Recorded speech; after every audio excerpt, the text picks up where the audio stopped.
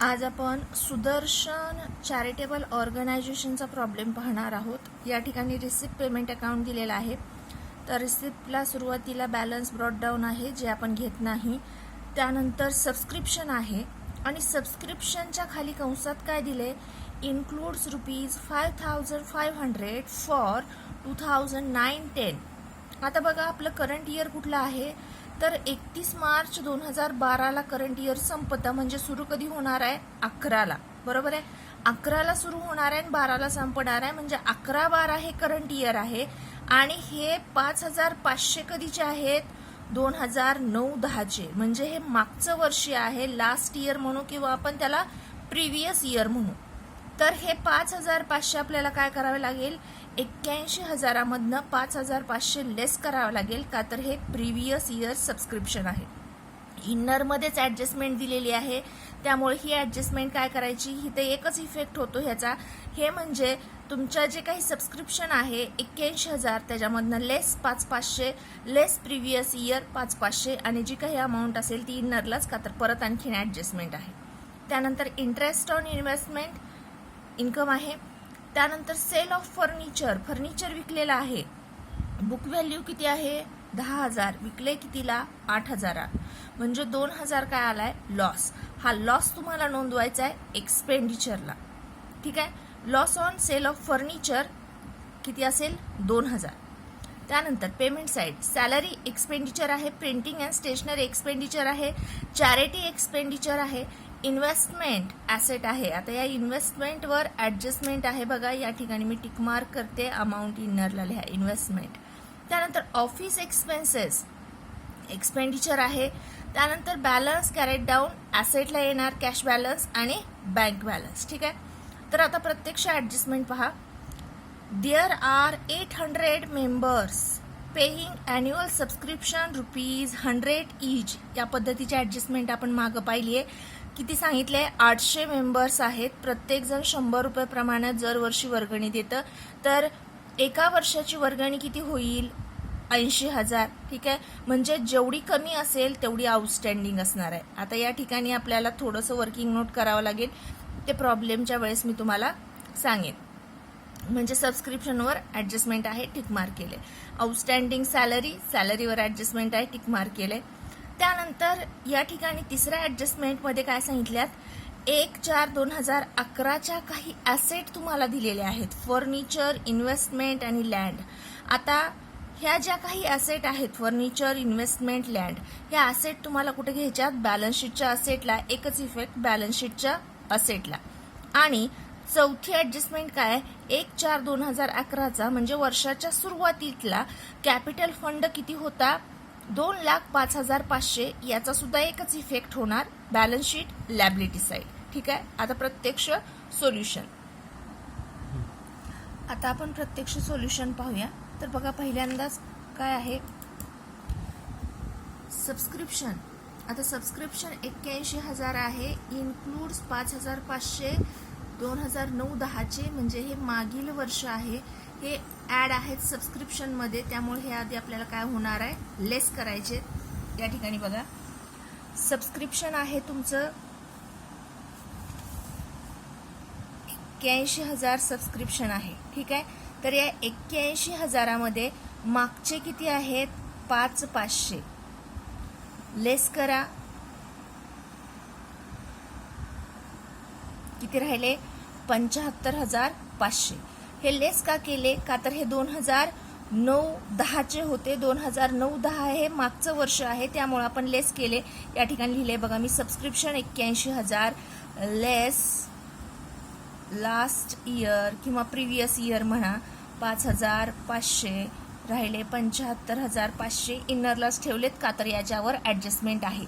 आता हे last year असल्यामुळे इथे बघा, इथे केले लास्ट इयर असल्यामुळे याचा सेकंड इफेक्ट होणार नाही, पण नेक्स्ट इयर असतं म्हणजे पुढचं वर्ष असतं तर याचा सेकंड इफेक्ट झाला असता, पण हे मागचं आहे त्यामुळे याचा सेकंड इफेक्ट होत नाही, फक्त एकच होणार, ते म्हणजे काय केले आपण सबस्क्रिप्शनमधनं ते इन्क्लूड होतं म्हणून ते बाजूला काढलेलं आहे। आता राहिले सबस्क्रिप्शन किती 75,500चं राहिलं। त्यानंतर आता बघा interest on investment, interest on investment काय आहे, इन्कम आहे, इन्कमला घेतलेला आहे इंटरेस्ट ऑन इन्व्हेस्टमेंट 1800. त्याच्यानंतर आहे सेल ऑफ फर्निचर, फर्निचर विकलेलं आहे बघा.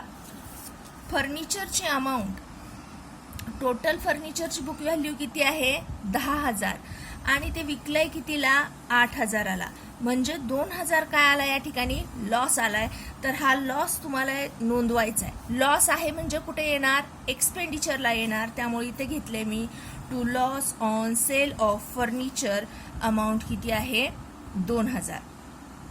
त्यानंतर सॅलरी एक्सपेंडिचर आहे, एक्सपेंडिचरला घेतलंय, ऍडजस्टमेंट आहे अमाऊंट इनरला. त्यानंतर प्रिंटिंग अँड स्टेशनरी एक्सपेंडिचर आहे अमाऊंट 20,000. त्यानंतर चॅरिटी एक्सपेन्सेस आहे अमाऊंट 20,000. त्यानंतर इन्व्हेस्टमेंट आहे बघा, इन्व्हेस्टमेंटवर मी म्हटलंय तुम्हाला ऍडजस्टमेंट आहे इन्व्हेस्टमेंटवर ऍडजस्टमेंट आहे अमाऊंट इनरला घ्या. ऍसेट आहे ही ऍसेटला घ्या. इन्व्हेस्टमेंट अमाऊंट किती घेतली 60,000 अमाऊंट इनरला घ्यायची. त्यानंतर ऑफिस एक्सपेन्सेस एक्सपेंडिचर आहे, एक्सपेंडिचरला येणार 2,000.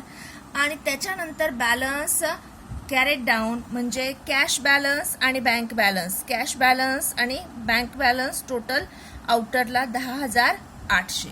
आता प्रत्यक्ष ऍडजस्टमेंट पाहूया. तर पहिली ऍडजस्टमेंट सबस्क्रिप्शनची आहे. There are 800 members paying annual subscription ₹100 each. आता मगाशी सांगितल्याप्रमाणे बघा 800 मेंबर आहे, प्रति मेंबर ₹100 प्रमाणे सबस्क्रिप्शन. तर सबस्क्रिप्शनची अमाऊंट किती झाली पाहिजे वर्षाची तुमची 80,000. 800 मेंबर आहेत, ₹100 प्रमाणे प्रत्येकाचं, तर वर्षाचं झालं पाहिजे 80,000. ठीक आहे. पण या ठिकाणी तुम्हाला 81 मिळालं होतं, पण हे सगळे 81 करंट इयरचं होतं का, नाही. त्याच्यामध्ये 500 मागच्या वर्षीचे होते, ते आपण वजा केले. मग आता करंट इयरमध्ये तुमच्याकडे सबस्क्रिप्शनची अमाऊंट किती आहे, फक्त 75,500. म्हणजे 80,000 होण्यासाठी आणखीन किती कमी आहे, तर 4,500 आणखीन कमी आहे.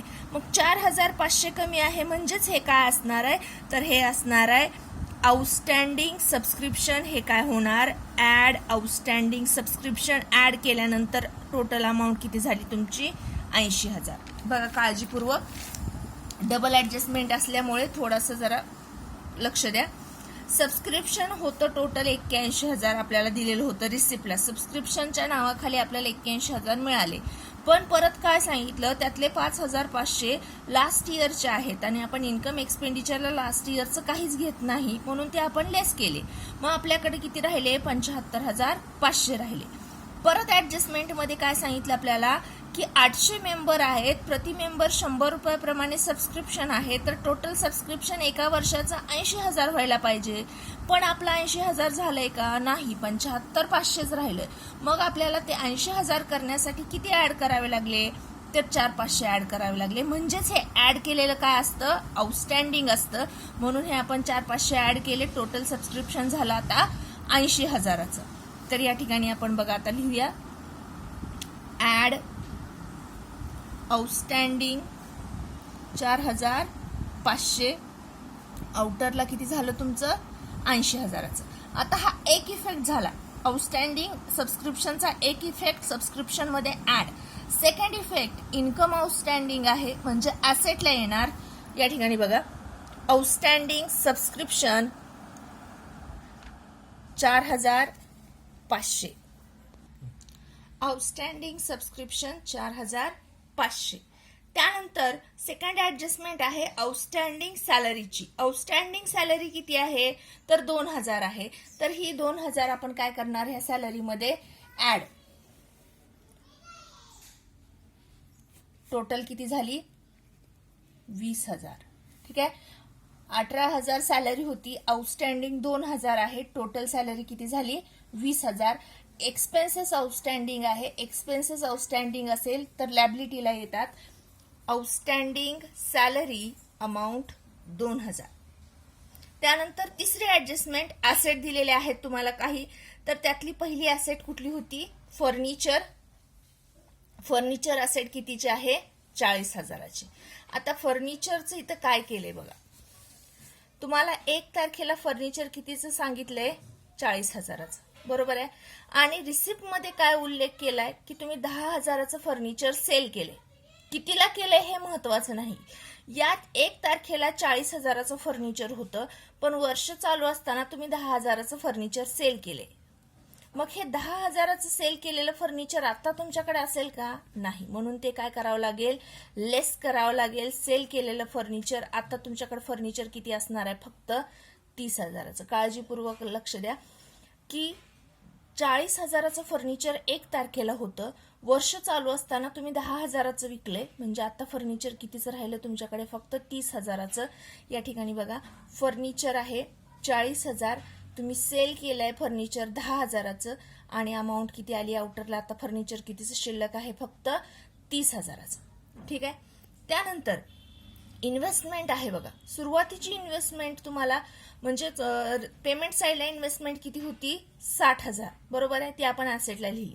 त्यानंतर ऍडजस्टमेंट मध्ये तुम्हाला सांगितले 1/4/2011, 1/4/2011 मध्ये, म्हणजेच सुरुवातीला, वर्षाच्या सुरुवातीला, मी इथं लिहिले ओपनिंग बॅलन्स आहे इन्व्हेस्टमेंटचं ते, तर वर्षाच्या सुरुवातीला तुमच्याकडे किती होती?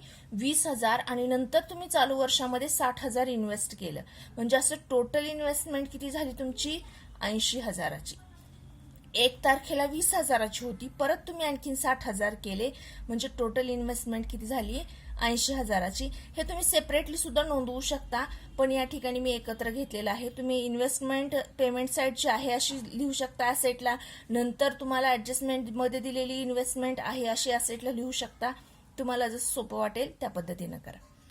त्यानंतर लँड आहे. लँड कितीचं आहे? 1 लाखाचं आहे. ऍसेटला मी नोंदवलंय लँड 1 लाख.